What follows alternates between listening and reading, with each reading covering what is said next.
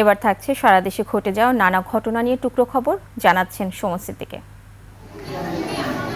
ফরিদপুরের ভাঙ্গায় বাস ও মোটরসাইকেলের সংঘর্ষে 2 মোটরসাইকেল আরোহী নিহত।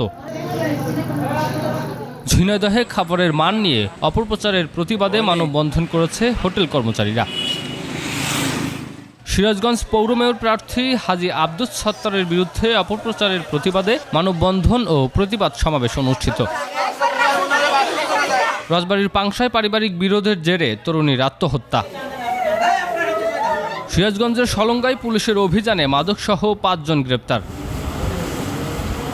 নাটোরের হালতি বিলে অবৈধ জাল দিয়ে মাছ নিধন রোধে মোবাইল কোর্ট অভিযান পরিচালনা। নড়াইলে গণ অধিকার পরিষদের জেলা সম্মেলন অনুষ্ঠিত। বাংলাদেশ উন্মুক্ত বিশ্ববিদ্যালয়ের এসএসসি পরীক্ষা 2026-এর ফলাফল প্রকাশিত হয়েছে। আগামীতে তারা আমাদের মিলাদুন্নবী উপলক্ষে বেনাপোল পেট্রাপোল বন্দর দিয়ে দুদেশের মধ্যে আমদানি রপ্তানি বাণিজ্য একদিনে বন্ধ থাকার পর সকাল থেকে দুদেশের মধ্যে কার্যক্রম চালু হয়েছে।